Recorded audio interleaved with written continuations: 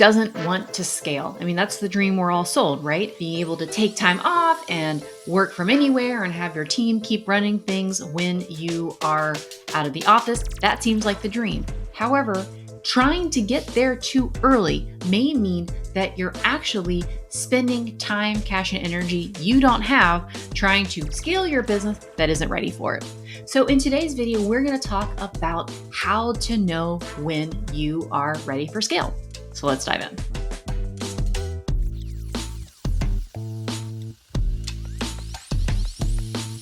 So when we're trying to grow our businesses, there are three distinct stages that we go through. We start with the build stage. The focus of the build stage is to figure out what actually works for you and in your business. So at the beginning, you're kind of just figuring it out. You're testing out who you want to work with, what's your premise, what's your methodology, what's your message, what's your offer, who are you serving, what are your clients, how much are you charging. This is the stage where you are throwing spaghetti at the wall, testing out the hypothesis of how you think you like to work, how you think you like to market, and what's going to work for you. So once you have some of that data, the focus now moves to grow. And in the grow phase, we are going to take what we've learned, the patterns we've observed, and build the front-facing processes for predictable revenue. You're getting more specific about your client, you're honing your message, you're building and aligning your offers, and you're building repeatable marketing and sales processes. So we will stay in this grow phase until we've figured out what's going to really work for us to repeatedly be getting clients, repeatedly be getting revenue, repeatedly be making money. Because unless you are a scalable tech-backed business that needs a lot of money or a lot of fixed cost, you won't be wanting to scale something that's unprofitable if you're an expertise-based business. Because if it's not profitable when it's simple, it certainly won't be profitable and you add a bunch of cost to it. And then the final phase is scale. So now that the front end of your business is stable with predictable revenue, clear offers, and core marketing and sales activities, it's time to focus on your business operations, because the focus of the scale phase is to strengthen the back end systems of your business for a sustainable business that doesn't just rely on you. This is when you're going to want to make sure you have smooth processes for client delivery, streamlined business operations, a right-sized team, and clear plans to move toward your vision. So now that we've outlined the different phases, we have the build phase, the grow phase, the scale phase. Let's talk more specifically about how you're ready to go from grow to scale. Because you're not just ready when you have more opportunity for clients in project work than you have capacity for. That's a perfect time for a wait list. That's a perfect time to start raising your prices. So let's talk about how you know when you're ready for scale. So when we talk about this, we're going to be talking about the 6 foundational systems we're looking at in our business. And we're going to be focused mostly on the front-facing systems, what I call building your authority system, building a strong revenue and profit engine, and building a client conversion process. So when you're looking to, scale your business, we have to first ask, do we have a clear authority system? Do we have a clear premise, a clear positioning, a clear differentiation based on your client, published work, and social proof? You'll know you're ready to scale with the authority system when you know who your competitors are. You know how you stand apart. You know your differentiating factors. When you've built a public body of work, this is blog posts, emails, writing, social media potentially, a book, a portfolio, lookbook, white papers, and built, borrowed, and earned social proof that works on your behalf. You'll know that your authority system is working when people who don't already know you personally from your network are hearing about you, know what it's like to work with you, and are looking to work with you. You're probably still in the grow phase if everyone that you know is coming from your personal network.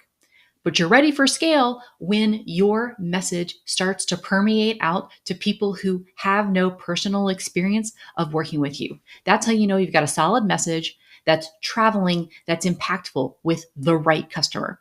You're also not ready to scale if you have a smorgasbord of clients that there's no real patterns in between. So again, you're kind of serving them catch as catch can. We want to make sure that as you're ready to scale, it's something that is repeatable, which means we probably need to dial on one type of client that we work with. You're ready for scale when you have a profitable offer suite that is easy for you to deliver. That's number 2. In order for you to scale, 1, you have to have the money to hire people, and you have to have the money in order to probably pay people on your team, if you're planning to scale through a team, that are not going to recoup their investment for 3 to 6 months.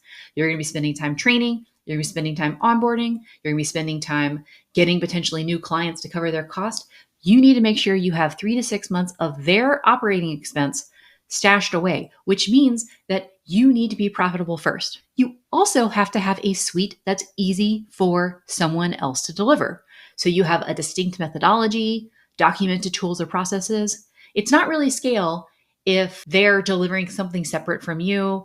It's not adding to your whole portfolio. If it turns out that you scaled, yet all you're still doing is strategy work and they don't really have anything to do because your offer is not repeatable enough and there's not pieces that can be easily peeled out, now you're just adding more projects. So again, growth stage is you're not making enough money in order to be able to sock aside profit to save for someone onboarding. You're not ready for scale if you can't cover the cost of their salary with your current pricing. Like if you're underpriced and you're barely profitable, not paying yourself a whole lot of money, we need to make sure that you are charging the proper pricing first before you bring on new people on your team. So we want to make sure you have operating expense, that you're priced for what you will need to charge when you bring people on, and that you have clear documentation, clear templates, clear tools for how someone else will work within your business. And then the third,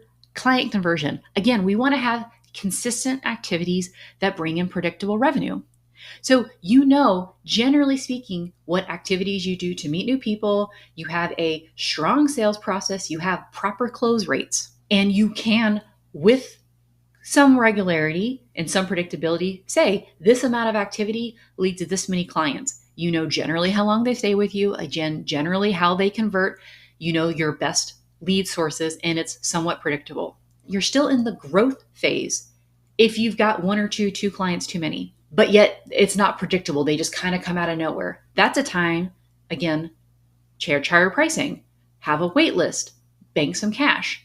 We're not ready for scale yet until you can predictably and reliably know that increasing the level of your activity is going to lead to revenue results that you can count on. What happens when you find yourself over capacity?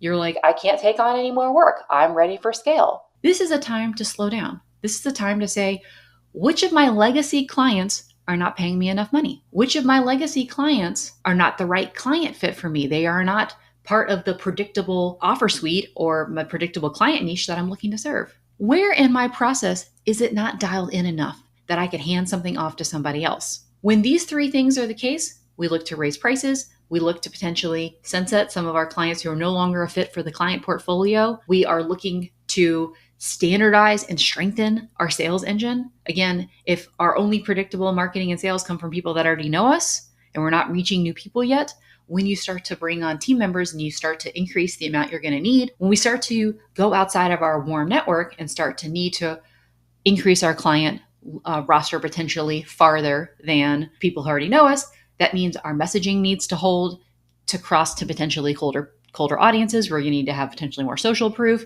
a clear explanation of what we do. These are all the things to shore up before bringing on people. Shore up our pricing, shore up our client suite, make sure we have tools and templates that our team members can use, make sure we have good, solid client processes, make sure we have a really robust sales and marketing process. And all the while you're doing this, you are stacking cash. When people want to work with you, that's the best time to say, yeah, we're going to book out. We're going to have some predictability in our upcoming client roster. So these are the signs that you're ready for scale versus when you want to hold at the current threshold in advance of scale and prepare your resourcing for the next journey to come. If you've got questions, let me know. Drop a comment below about whether or not you're ready for scale, and I'll talk to you next time.